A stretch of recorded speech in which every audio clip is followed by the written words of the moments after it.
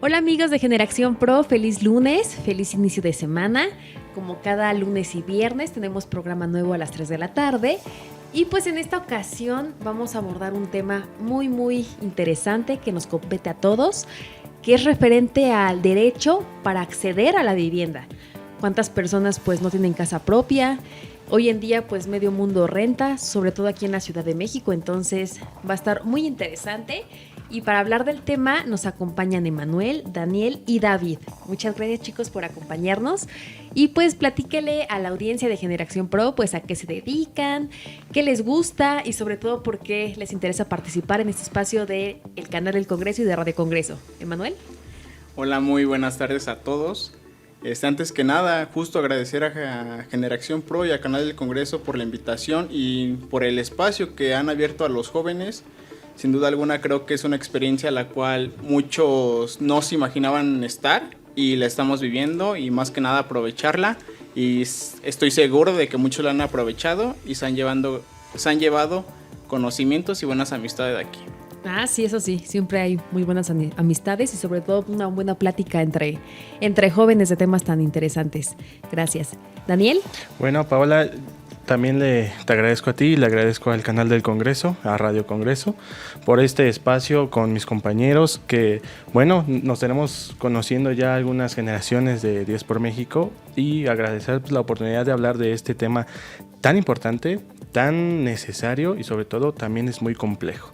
Pero bueno, vamos a ver cómo nos va. Gracias. David. Gracias, Paola. Pues igualmente me gustaría mucho agradecer al canal del Congreso por permitir abrir este espacio para que nos encontremos aquí dialogando. Y esencialmente me gustaría recalcar que es un gusto poder compartir aquí después con ustedes, que nosotros tres en particular venimos del taller 10 por México, el taller legislativo para las juventudes. La verdad es que este taller no solo, yo lo he visto como no solo una forma de educar a las juventudes, sino también de generar redes y generar amistades, porque la verdad es que yo tengo muy buenos amigos de aquí 10 por México y estoy seguro que después de esto pues nos vamos a hacer algo, ¿no, Daniel? Sí, bueno, soy estudiante de Ciencia Política y Administración Pública en la facultad. ¿Qué líneas me agradan? Me gustan mucho las finanzas públicas. Le entro igual mucho al tema de las redes y de los nudges. Y en general las políticas, no en todo, pero sí me gusta mucho entrar al tema de políticas públicas. Perfecto, pues qué gusto que se conozcan tanto, que ya tengan pues tiempo de conocerse. Más que nada para poder saber pues también un poquito de su experiencia en estos ámbitos legislativos, ¿no? Sabemos que luego como jóvenes es un poquito difícil acceder a los espacios donde te capacitan, donde aprendes acerca de política, entonces pues qué bueno que vengan ya preparados para el tema. Vamos a entrar ahora sí a la siguiente sección para hablar acerca de la vivienda. Round democrático. Round democrático. Round democrático. Round democrático. Pues el acceso a la vivienda, un tema muy complejo, ya decía Daniel, porque hay muchas razones por las que pueden decirse que una persona no accede a esto, ¿verdad? Hay que recordar que es un derecho constitucional, o sea, en la Constitución Política de los Estados Unidos Mexicanos, en nuestra Carta Magna, pues establece en el artículo 4 que todos los mexicanos tenemos derecho a una vivienda digna y decorosa. Decorosa significa que cuente pues con los servicios básicos, con luz, agua. ¿Y qué pasa? Pues la realidad es otra, ¿no? Sabemos que no todo se compete en la Ciudad de México. Hay zonas rurales donde pues se carece para empezar de estos servicios básicos indispensables, el agua. Entonces, pues, ¿qué se puede hacer, no? ¿Qué se podría hacer para que todos accedan al derecho a la vivienda, chicos? El que quiera iniciar. Aquí el que no habla es porque no quiere. Ok. Pues justo como lo mencionas, está en la Constitución y es un derecho, pero seamos realistas. El hecho de decir una vivienda digna y decorosa es una palabra muy ambigua y el cual tiene distintos significados para las distintas personas de distintas clases sociales.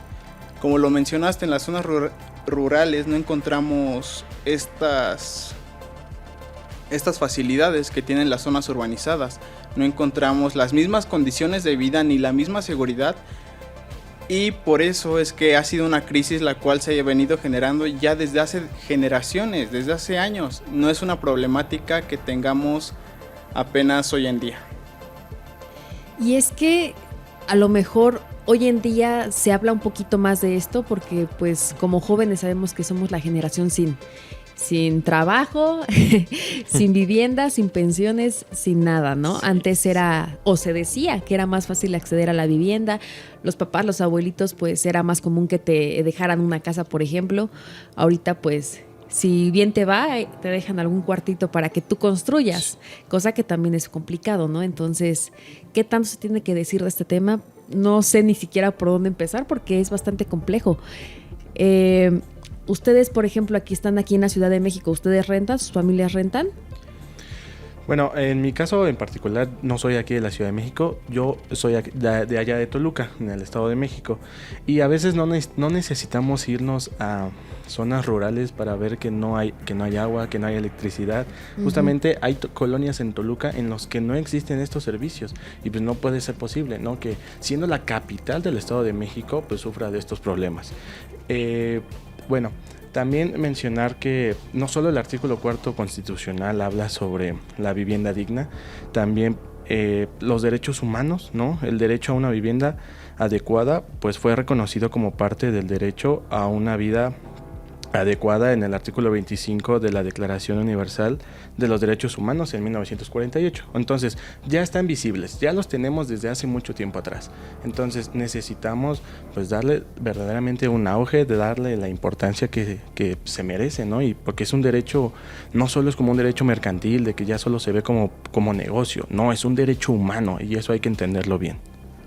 Y que también se tiene que entender para que las autoridades hagan algo, porque por parte del Coneval, que es pues el instituto que se encarga como de revisar este tipo de temas, pues señala que el rezago de vivienda es muy alto, o sea, es 58%, entonces contando que también cuántas viviendas son propias, cuántas de estas son rentadas, el tema es bastante complejo, ¿no, David? Sí, si me permites, Paola, quisiera recalcar que esencialmente la accesibilidad es una de las condiciones que propone la ONU para medir el grado de derecho a la vivienda en tanto es garantizado. Y nuevamente, ya que está retomando el Coneval propone 3 dimensiones: la dimensión económica, la jurídica y la física especial, para entender la accesibilidad a la vivienda. Entonces, bueno, yo considero que el principal reto, y creo que los estudiantes de mi facultad no me dejarán mentir porque es algo muy socorrido, es intentar aproximar una medida específica. Por ejemplo, este es un lema casi de mi carrera, y es: lo que se puede medir se puede mejorar. Entonces, tanto el Coneval como otras instituciones como el INEGI proponen índices muy puntuales para medir el grado de acceso a la vivienda. Entonces, lo primero ante todo problema público es visualizar el problema y entender sus dimensiones y sus alcances. Entonces, para eso existen indicadores, existe la estadística y existen multitud de herramientas que nos permiten dimensionar este mismo problema. Claro, hay que saber y entender todo este contexto y pues de dónde viene, ¿no? Cómo surgió este problema, porque por ejemplo, hay también datos donde señalan que pues en 1950 obviamente no había tanta población, la urbanización no era tanta, entonces de repente 50 años más creció pues 4 veces, los 25 millones que habían en 1950 crecieron 4 veces en la Ciudad de México y zonas metropolitanas, entonces pues pasó a urbanizarse todavía más zonas, aunque y sobre todo esto implica que ya ni siquiera sean casas, ya hasta te tienes que ir a vivir a cuartitos, a huevitos, a unos departamentos chiquitos porque ya no cabes. Entonces, obviamente, sabiendo esto que es por parte de que pues cada vez seamos más, ¿qué se hace? Ni modo que le prohíbas a la gente tener hijos, ¿no? Aparte porque no es una cuestión como de hijos o no, pues las personas pueden hacer lo que quieran. El problema es que sigue habiendo mucha gente y siguen habiendo mucha urbanización y siguen habiendo pocos trabajos y mal pagados. Antes también cuánto te costaba una casa, ¿no? Decían que con 20 pesos te comprabas una. Ahorita pues por muy baratas, hace rato en un programa que tuvimos el viernes que salió a las 3, pues decía un chico que una casa de 1.500.000, cuando es una suma la verdad chiquita, buscas en otros lugares que a lo mejor no son en la Ciudad de México, pero te salen pues al doble. Es impresionante como estas... Y ni siquiera en la zona cifras, centro. Exacto. Bueno, sí, justo como lo mencionas, y es que un factor importante de este derecho a la vivienda es que cada vez somos más, estamos teniendo una sobrepoblación exagerada Y parte de lo que dijiste igual es que en 2005 hay estadísticas de que en 2005 hubo una alza de construcciones, o bueno, de ese año para acá hubo una alza de construcciones en cuanto a departamentos, casas. Pero aquí, ¿cuál es el problema? Es que muchas veces no son rentadas todas. Alguna vez, por ejemplo, algunas solamente las compran para que en 2 años, como va aumentando el precio, va aumentando la población, puedan revender esas casas y puedan ganarle. Aquí la pregunta es, ¿qué tan sustentable va a ser eso? ¿Realmente es algo bueno? ¿Algo que está beneficiando a la ciudad? Yo creo que no. Debemos de enfrentar esas problemáticas porque sin duda alguna creo que si seguimos con esto, si seguimos con un bajo salario para todos, no vamos a poder erradicar el problema.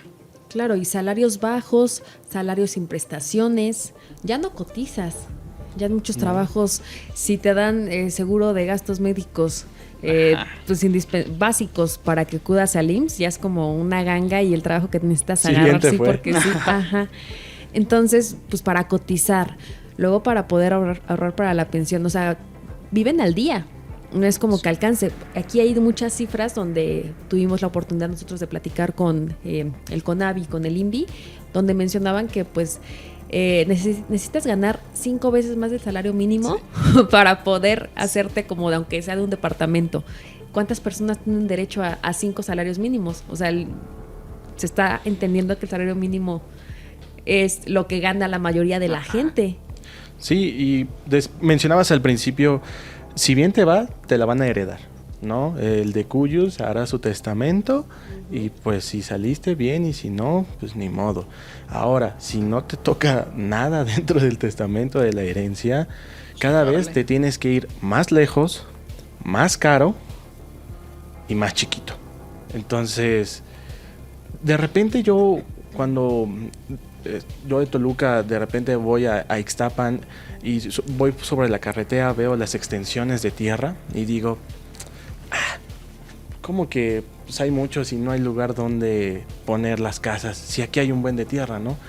Lamentablemente pues no funciona así, ¿no? Exacto. Es propiedad del gobierno, es propiedad privada, o sea, no funciona de esa manera, no puedes construir en donde quieras. Entonces, cada vez pues te tienes que ir más lejos, en donde realmente se esté urbanizando. Y además, eso, en el punto que señalas, Daniel, rápidamente antes de que Emanuel intervenga, los trabajos pues están en la Ciudad de México. Entonces, claro, lo que implica eso es que tú viviendo en el estado, viviendo en otro estado, pues venirte a la ciudad para trabajar. ¿Cuántos no estudian y trabajan en la Ciudad de México? Y de todos modos, aunque viviendo aquí en la misma ciudad te queda todo muy lejos. Está el metro, que es una maravillosa vía de opción porque es rápido, pero también muchas veces pues corre tu vida peligro, ¿verdad? Entonces, implica muchas cosas no tener derecho a la vivienda. ¿Emanuel? Y eso, irte más lejos no te garantiza precios bajos. Pues estamos hablando igual de que ya una casa bien está arriba de los 2 millones. Y como lo mencionas, muchas veces viviendo en la ciudad te tienes que ir a rentar más cerca del centro. E influye, o más bien viene esta parte que chicos, estudiantes, personas que trabajan adultas, se rentan casas pero con personas. Porque ya salen los famosos roomies, claro. Los famosos roomies. Porque ya sale más caro rentar algo solo. Y si te distribuyes los gastos, como lo decías, para satisfacer sus necesidades, para satisfacer en su trabajo, es algo ya necesario para los capitalinos.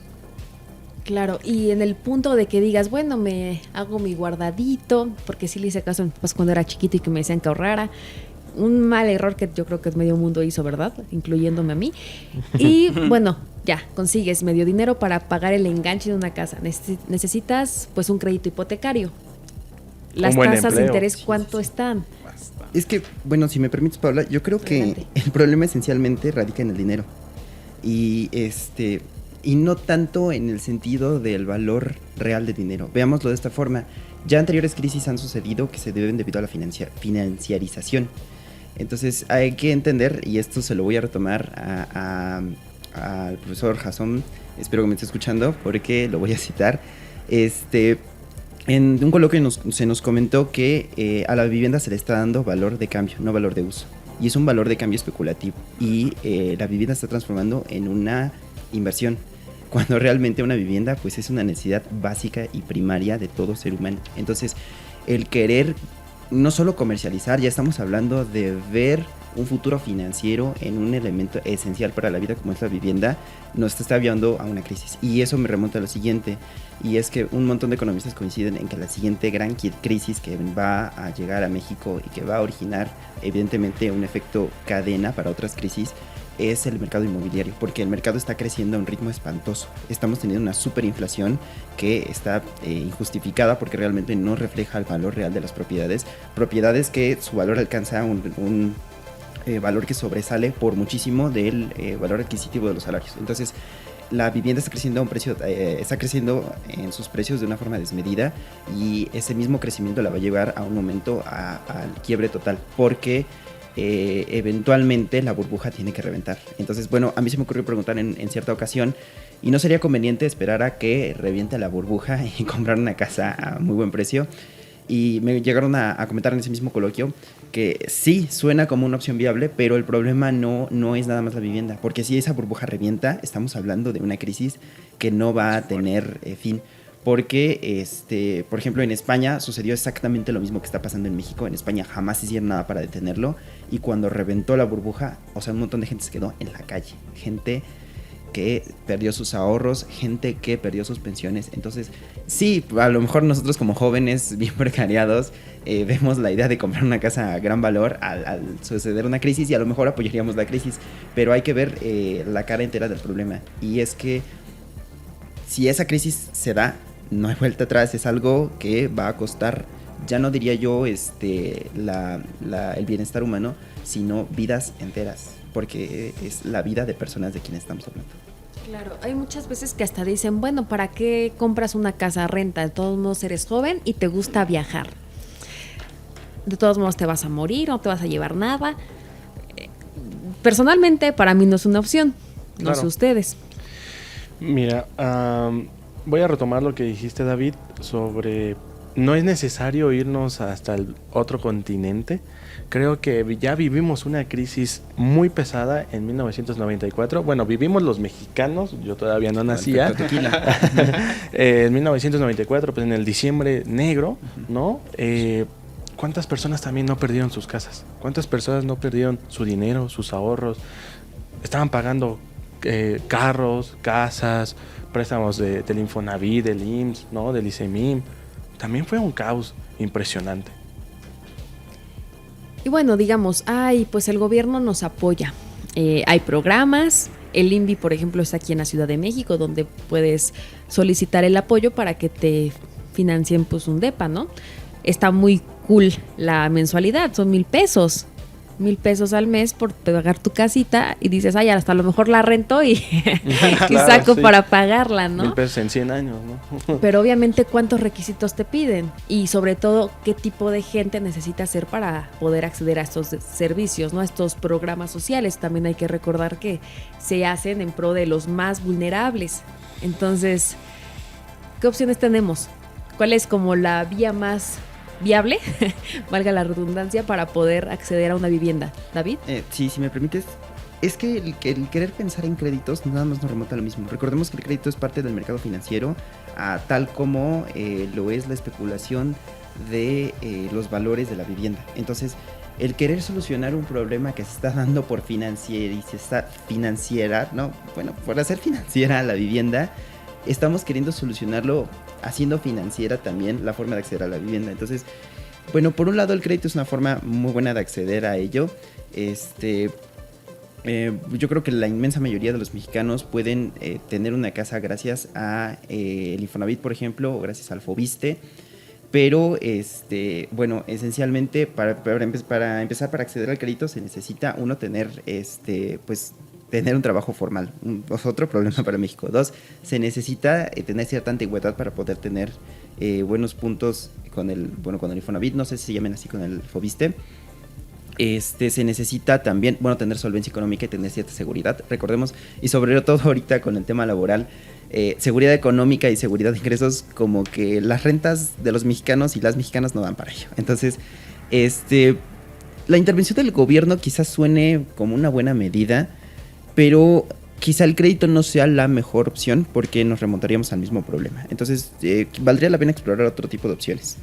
Es que dices, prefiero ya comprarme una casa y ya como sea irla pagando, ya aunque termine pagando pues muchas más veces el valor de la casa, ¿no? O del depa, lo que te alcance.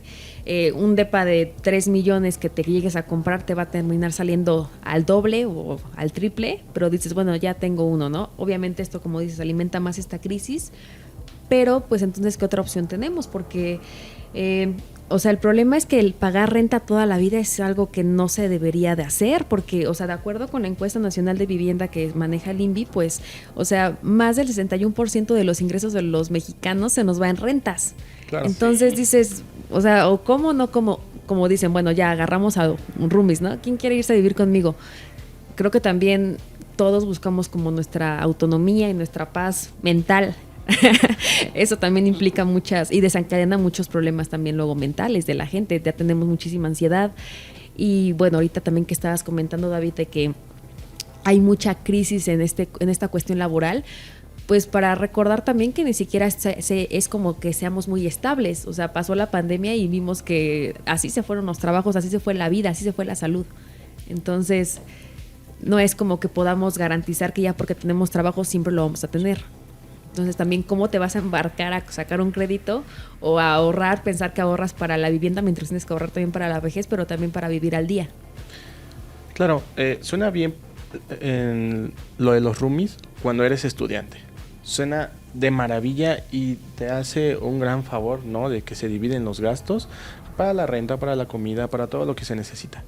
Pero vas creciendo, te quieres independizar, quieres salir de la casa de tus padres, pero ¿cuál es la opción? ¿Quedarte a vivir con tus papás toda la vida?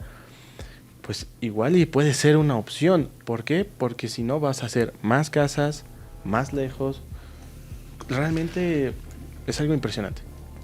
Bueno, ya que lo mencionaste, yo les comparto la experiencia, y es que yo sí estoy rentando cerca de la escuela, porque justo para llegar está pesadísima la escuela, no descansaba bien, y creo que ese es un factor importante, lo cual incentiva a esta gente a rentar.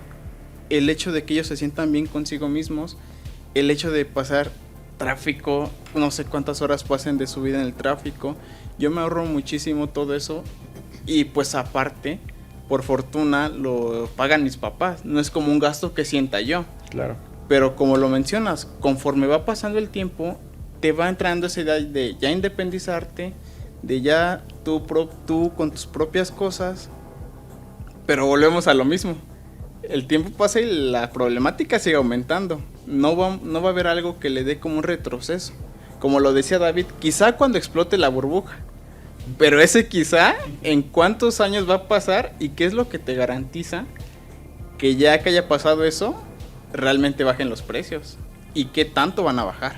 Y sí es que bajan, porque Ajá. la verdad no es ninguna garantía. O aunque baje, la moneda se va a devaluar y Sí. También. es lo mismo. Perdemos O poder peor, adquisitivo. Peor. Entonces, bueno, por parte de la legislación, del gobierno, pues, ¿qué se podría hacer para, pues, tratar de que todos tengamos derecho a la vivienda? Bueno, sí se me ocurre algo. Y bueno, creo que todo el mundo conoce el famoso caso del cártel inmobiliario. Tuve la fortuna de tomar clase con quien fue vocero de la fiscalía, bueno, quien es vocero de la fiscalía, el profesor Lara. Y bueno, nos contaba como que de primera mano cómo iba la lucha con este cártel. Y es que en su gran mayoría la vivienda y los precios de la vivienda la están controlando un selecto grupo de personas. Y ese selecto grupo de personas es gente con muchísimo capital. Entonces, el que un grupo tan pequeño de personas pueda mover un derecho humano como es el acceso a la vivienda está provocando un problema enorme. Entonces, bueno, desde el ámbito legislativo, ya que estamos en un recinto legislativo, bueno, el proponer leyes que detengan el capital. Claro, no quiero decir que por a lo mejor si pongan restricciones al capital, no me vayan a tachar ahorita de marxista a lo mejor, pero el querer legislar para mediar qué tanto se puede meter el capital en el mercado sí sería una muy buena opción. Eso por un lado. Y el otro, estamos hablando de un cártel inmobiliario, el que se tiene aquí en la Ciudad de México. Es un cártel donde han colaborado tanto personas de la vida política como personas de la vida empresarial. Y bueno, yo creo que cuando hablamos de cárteles, lo que se tiene que hacer es implementar pues todas las políticas y todo el peso de la ley para detenerlos, porque todo delito que involucre dinero está afectando a gente, sobre todo gente sin dinero. Entonces, eso por un lado. Todo esto yo lo planteo desde el ámbito legislativo. Nuevamente, el reformar la ley nos daría como que herramientas para poder, uno, prevenir que se financiarice tanto, ahora sí lo dije bien, el mercado inmobiliario, y por otro lado el imponer sanciones o el perseguir con mayor fuerza a los infractores de la ley que están ocasionando, uno, porque este cártel también está provocando que se hagan licitaciones o se hagan construcciones como que no muy seguras, construcciones que sobre todo en septiembre, que ya pasó afortunadamente, pero que son peligrosas. Eso, se me ocurren esas dos alternativas desde el ámbito legislativo. No sé si Dani o Emanuel tengan como que otras ideas, a lo mejor son más ejecutivos, más judiciales. Sí, ustedes a lo mejor tienen otras ideas legislativas que se podrán proponer para pues tratar de que todos tengamos ese derecho a la vivienda, ¿no? Es que es muy complicado, porque también se presentan problemas como la gentrificación, se presenta el problema de la especulación inmobiliaria. El problema de que ya hay extranjeros viviendo aquí. Ajá, eso, súmale eso. Y poco a poco van a ir llegando más. La gentrificación es un gran tema, ¿eh? Están desplazando a personas de sus viviendas. ¿Por qué? Porque las rentas las están elevando. Entonces, no es ¿Y a quién algo... se la renta? A gente que se los puede pagar. Ah, por supuesto. Y a los mexicanos ya los están haciendo a un lado. Y ellos, nada más recordarle a la audiencia de Generación Pro, pues no son pues ciudadanos mexicanos, no pagan impuestos. O sea, en realidad les sale baratísimo esa renta, baratísima esa casa si la compran. Entonces, pues, necesitas tener una legislación que te prevé a ti como mexicano y que te acobije como mexicano, al menos es lo que yo pienso. Bueno, si me permites, es que volvemos al mismo problema. El querer limitar el poder adquisitivo de una persona, uno, es muy difícil que pase, porque en pleno, y sobre todo, creo que nosotros que salimos de Dios por México entendemos que a veces lo más controversial en pleno es difícil que pase, porque estamos hablando de... y ahí entra otra vez otro derecho humano, en este caso el derecho de poder adquirir o de hacerse de bienes y de poseerlos, el derecho a la propiedad privada, porque limitarle a una persona qué tanto puede gastar y qué puede comprar, ya nos estamos metiendo en otro derecho humano. Entonces, bueno, si limitásemos el poder adquisitivo de las personas extranjeras, recordemos que aunque sean extranjeros tienen derechos humanos, en tanto nuestra Constitución y los tratados internacionales los reconocen, pero esta gente sigue teniendo derecho a poder comprar propiedades aquí en México. No podemos limitárselos. Y el querer imponerles, por ejemplo, a lo mejor mediante medidas arancelarias, el no adquirir propiedad, es contravenir sus derechos humanos, porque estamos focalizando un arancel a un grupo selecto de personas. Y eso se puede tomar como algo a lo mejor muy xenófobo. Aquí el problema es que ¿qué podemos hacer? Porque dices, bueno, yo agarro entonces la misma técnica de ellos, me voy al extranjero y al fin como lavaplatos gano lo mismo que aquí como profesional. Pues es que entramos en un dilema, porque ¿qué es lo que se necesita? ¿Un aumento salarial o una regulación de precios en la vivienda? Es que, perdón, aumentar el salario pues trae más problemas, porque por ejemplo hay gente que cotiza sus hipotecas en salarios. Entonces, por ejemplo, yo me acuerdo cuando era niño le decía a mi padre, oye, ¿qué pasa si suben el salario? Digo, ¿no ayudaría a los mexicanos? Y me dice, no, yo cotizo en mi hipoteca en salarios. Suben el salario, va a subir la hipoteca. Entonces, sí. Es que esa es la gran bronca con los problemas públicos. Cada vez que intentas solucionar y le mueves a una tuerca, le estás moviendo a todo el engranaje y ya terminaste por hacer un desastre completo. Por eso tiene muchísimas aristas este problema.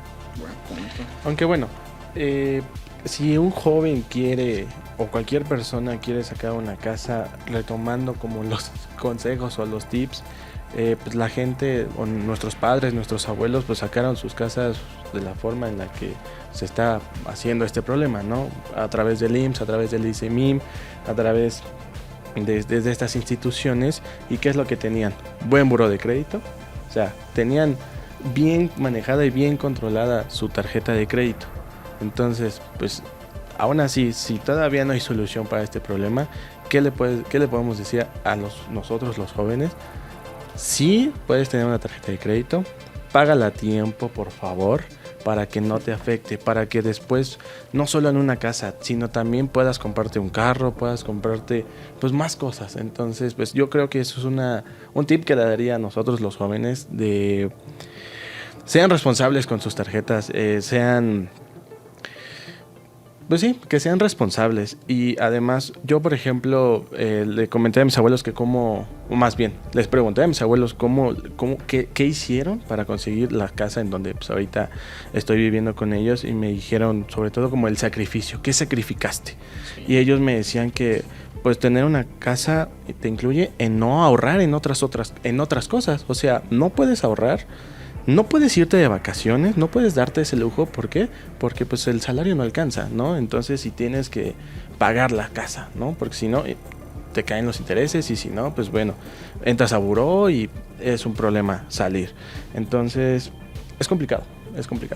Es demasiado complicado. Nada más les doy aquí la noticia de que por parte de la legislación de los diputados, en específico uno del Verde, pues estaba proponiendo hacer modificaciones al Instituto Nacional de la Juventud, también a la Ley de Vivienda y a la Ley General de Desarrollo Social, justamente como para brindar más apoyos para los jóvenes hasta los 29 años, ¿no? Dices, bueno, a lo mejor podría funcionar. El problema es que yo ya tengo 30. Ok. Y apoyos solamente, pues mira, económicos, ¿no?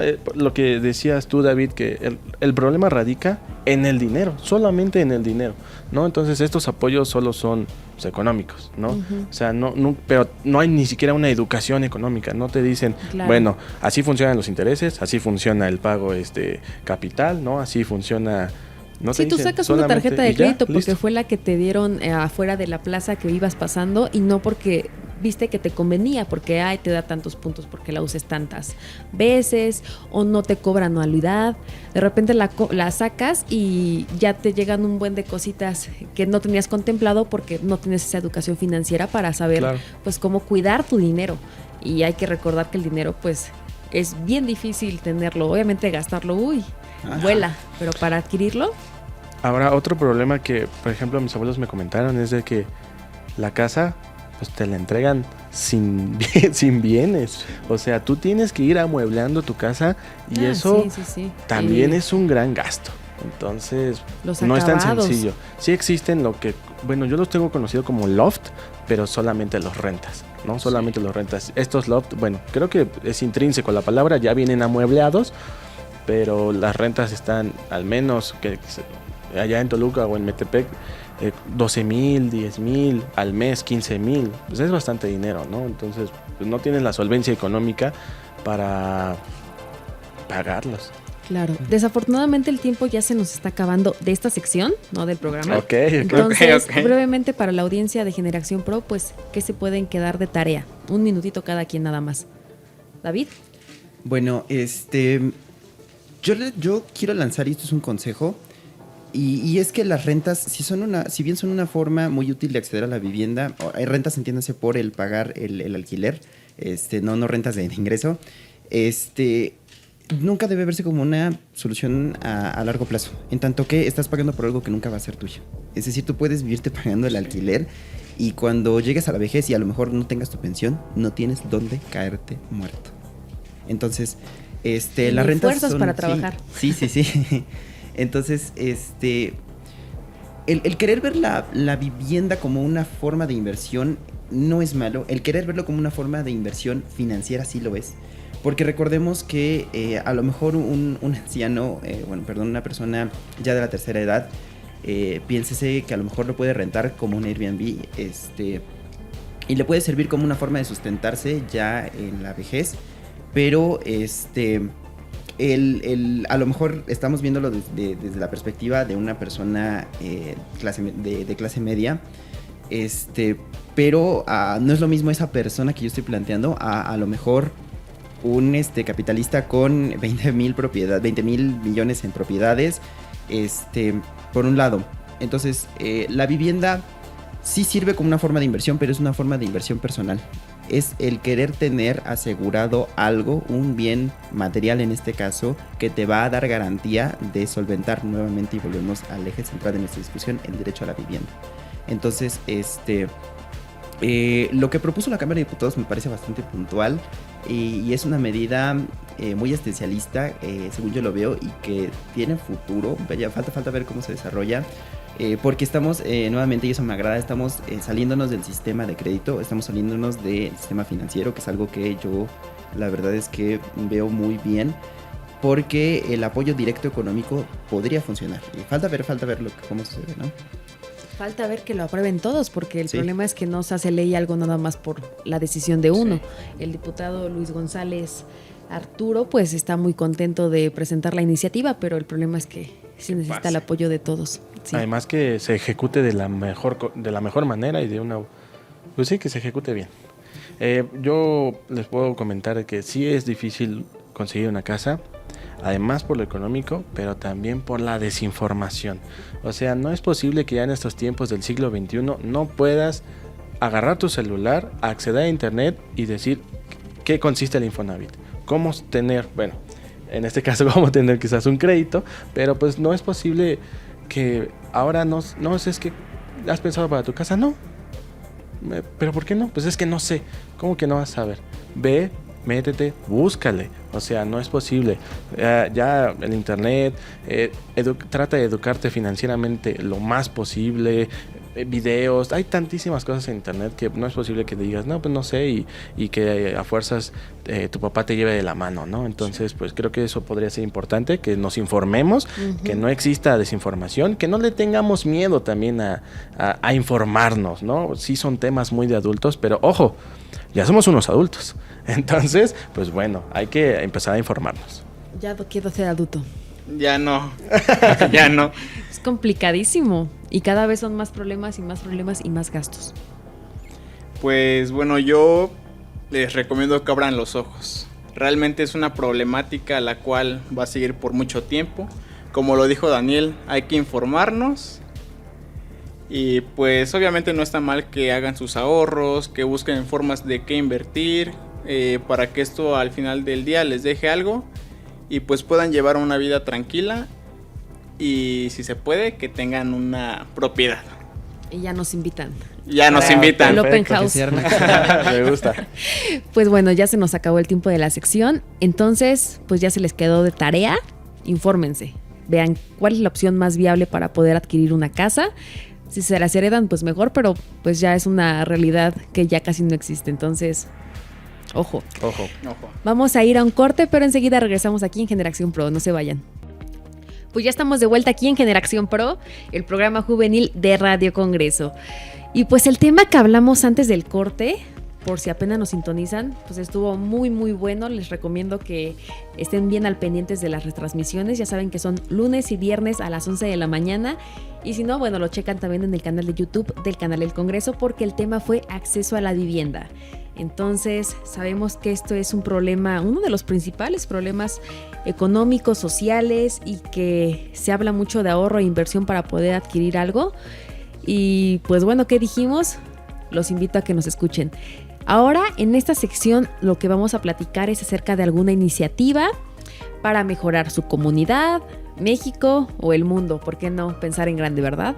O si no, pues alguna recomendación para los legisladores, cómo pueden hacer su chamba bien y de buenas, y por ejemplo para que se pueda aprobar la iniciativa que les comenté de la vivienda para jóvenes, ¿no? Entonces, pues David, platícanos tu iniciativa o tu recomendación. Claro, bueno, lo primero es que estamos queriendo ver todo desde el enfoque privado, esencialmente, y no tenemos la culpa, digo, es la visión contemporánea, cosmopolita que tenemos, y evidentemente capitalista.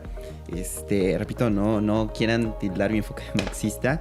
Esto lo estoy retomando de ese mismo coloquio del que comentaban, en el que estuvo mi profesor Jasón Pérez. Es que podríamos ver soluciones desde la propiedad colectiva. Recordemos que evidentemente la vivienda es un tipo de propiedad, es una propiedad privada en este caso, pero y aquí en México tenemos precedentes incluso precoloniales de propiedad colectiva. Entonces, por ejemplo, tenemos el Calpulli, que era una forma de distribución de la tierra.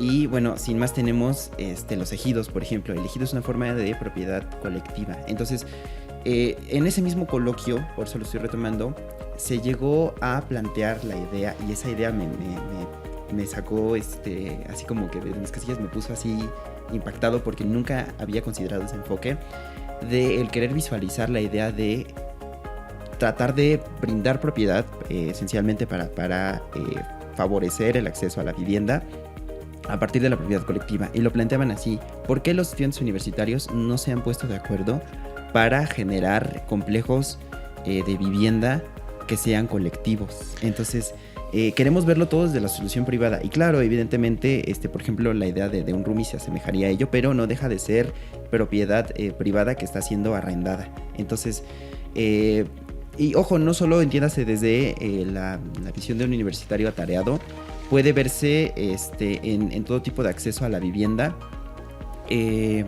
porque recordemos que así como se puede vivir de forma individual en propiedad privada, se puede vivir de forma colectiva. Y bueno, aquí en México tenemos, repito, un montón de precedentes de formas de distribución de la propiedad de forma colectiva. Pues ahorita que comentaste esto me recordó mucho a lo que les decía cuando hablamos de lo de vivienda con el tema del INVI. Normalmente cuando, esperas a que te llegue como el turno para que accedas a esto, dicen que es más fácil que justamente te juntes con otros chicos, otras personas que quieran también una vivienda, que compren un terreno, chequen la opción de un terreno para que ellos ya te pongan todo lo demás para pues tu vivienda. O sea, ya te lo subsidian. Y les decía que cuando platicamos con el director de ahí, pues nos decía que eran las mensualidades de 1,000 pesos. O sea, un enganche como con lo que tengas, con lo que puedas dar, y luego 1,000 pesos al mes. Entonces, pues dices, bueno, está muy padre y todo, pero pues ¿hasta cuándo te va a tocar el turno? Con todo y que vengas tú ya con la agenda y con la gente y que ya tengas el terreno comprado. Aquí, por ejemplo, para esta opción que propones, que nos comentas, ¿sería con alguna inmobiliaria presentar esta opción o cómo? Pues puede verse tanto desde el ámbito privado como desde el ámbito público. No queramos ver que la propiedad colectiva está peleada con ninguno de los dos, todo lo contrario, ambos pueden ser impulsores de la propiedad colectiva. Si lo vemos desde el tratar con una inmobiliaria, sí, claro, la creación de un complejo y ojo, su creación podría ser ahora sí que auspiciada tanto por el Estado como por empresas. Y bueno, evidentemente ambas son alternativas. Claro que ahora sí que tendrían que ponerse de acuerdo todos los involucrados, todos los involucrados, para poder ahora sí que pagar la generación de esta infraestructura habitacional. Y en el caso del Estado, bueno, es nuevamente una medida de política social. En este caso yo no sería asistencialista, sería una medida hipotéticamente de welfare state. Y la idea sería, bueno, que el Estado generase directamente estos complejos habitacionales colectivos. Ojo, y esto lo quiero recalcar especialmente, hay precedentes de ello.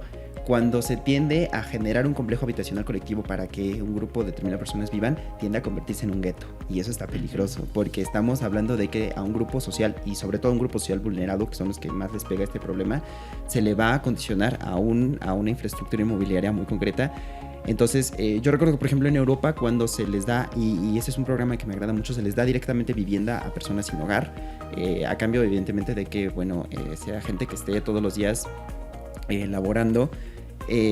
Yo me acuerdo que ese programa me gustó mucho el cómo lo planteaban, porque proponían que las viviendas se dieran en varios lugares, que no se concentraran en un solo lugar, porque si se concentraban en un lugar en particular, tenderían a concentrar también a la gente más necesitada, y eso evidentemente generaría un barrio como lo fueron, por ejemplo, las favelas más retiradas. A lo mejor no sé si han visto la película Ciudad de Dios, pero la idea fue generar un complejo de vivienda para la gente más pobre de Brasil, y lo único que provocaron fue que ese lugar, fuera primero cuna para traficantes, luego que las desigualdades simplemente incrementaran y que la vida en las favelas en general fuera, la verdad es que miserable. Entonces, si se llegase a efectuar este ejercicio hipotético que yo estoy proponiendo, habría que tener muchísimo cuidado con que se distribuyera homogéneamente a lo largo de la ciudad. Entonces,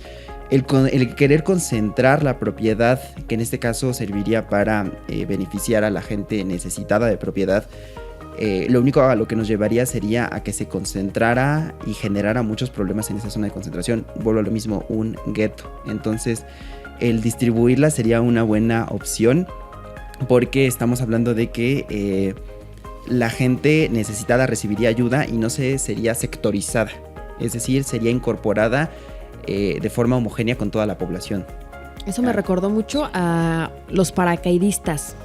Sí. Que dicen que en Coyoacán ahí se fueron a sentar, ya se quedaron con su terreno, este es mío, ya no pago uso de suelo, yo ya no pago nada y hasta construyanme, porque ya vivo aquí, o que se meten a las casas, a los departamentos que están así como abandonados. Con el juicio de usucapión, con eso la empiezan a armar, ¿no? O sea, sí, con el juicio de usucapión, mala fe, 10 años. ¿no? Ajá. Y como tienen hijos y porque según pagaron los servicios luz y agua, ya tienen el derecho de quedarse ahí. Sí. O sea, hay muchas problemáticas en torno a eso también. Ya extendimos un poquito el tema de la vivienda, pero es que sí es cierto, son temas que no destacamos en el debate y son necesarios de seguir tratando. Es que tiene mucha complejidad todo esto. Ahora, como vivienda colectiva, ¿te referías a como departamentos? ¿A eso es lo que te referías? O sea, como unidades habitacionales. Sí, se me ocurre a lo mejor Tlatelolco. Bueno, evidentemente Tlatelolco era una privada, pero Tlatelolco fue en su momento un proyecto muy ambicioso que se tenía en la administración de Crawford Das cuando se elaboró Tlatelolco.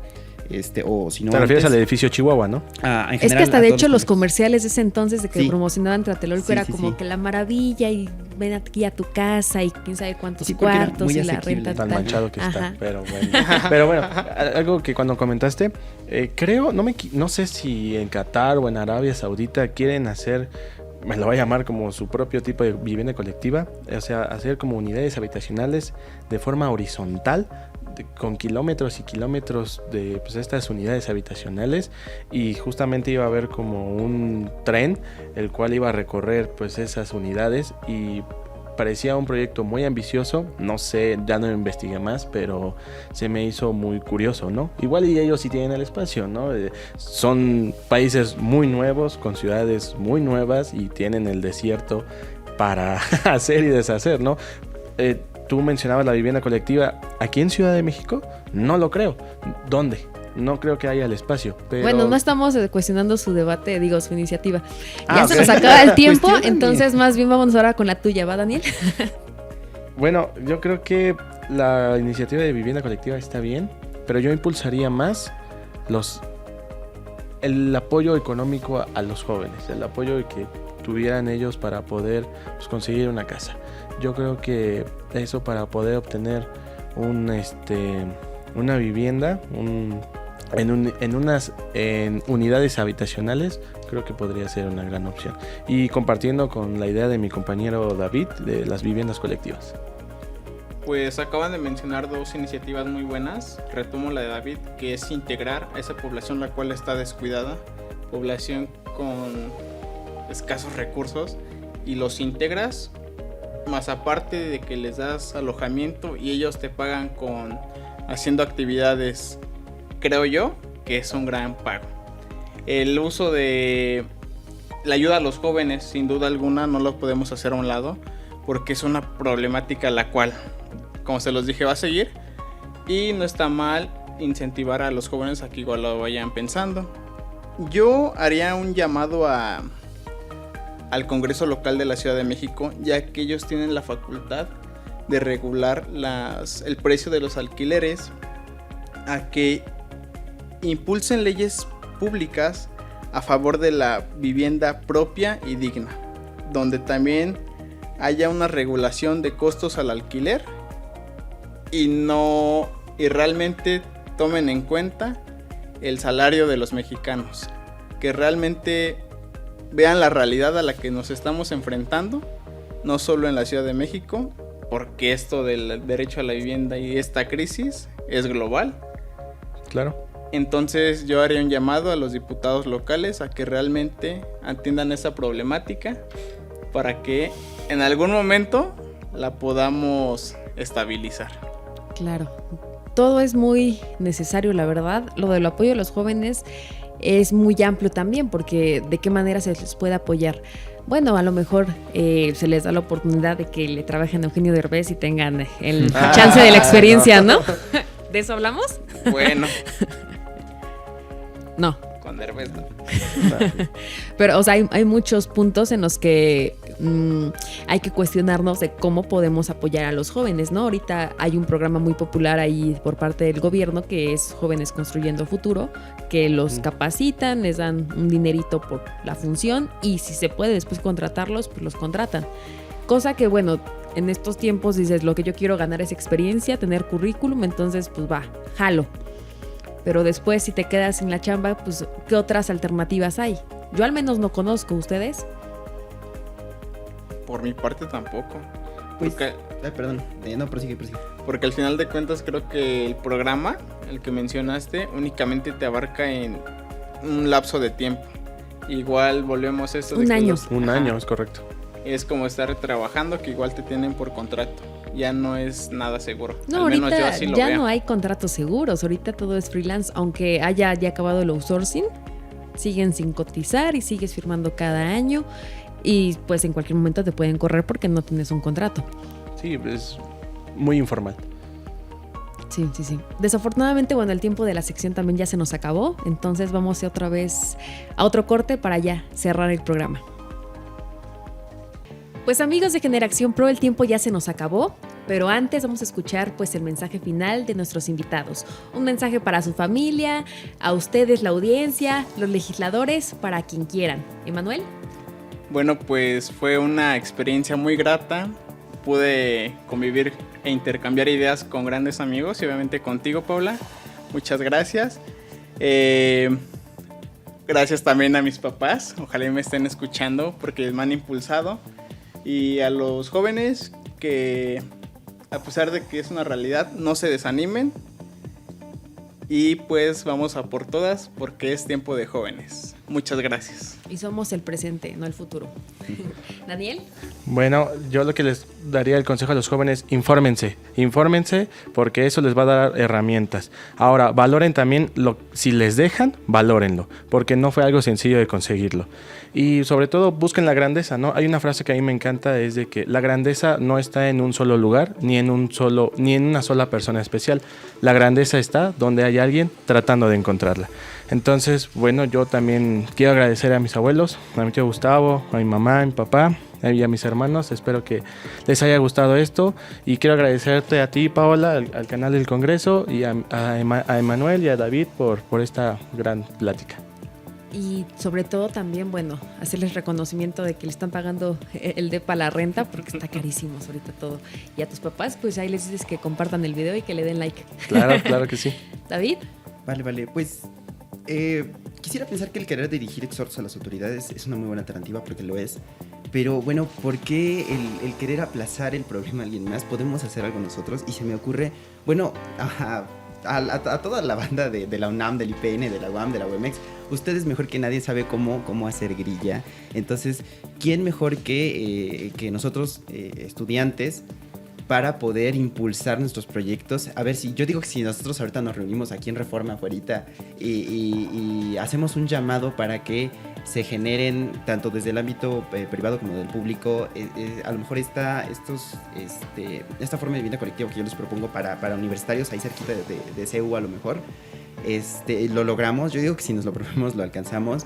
En general, a lo mejor me voy a ir muy como del enfoque de gobernanza, pero nosotros podemos hacer muchísimo si nos lo proponemos y podemos ir y cambiar lo que queramos en este mismo momento. Ahora, para mandar agradecimientos, pues evidentemente a mi madre, a mi padre, a Dari, a mi abuela que me está escuchando, a mis tíos, ahora sí que a todo el mundo a quien le extendí la invitación de escucharme. Gracias por estarlo haciendo. A Raúl, Pedro, Mitch, Ale y ambas Andreas, que ahorita pues, me voy a ir con ustedes a comer alitas, ya quedamos en algo. Y bueno, pues muchas gracias por la oportunidad.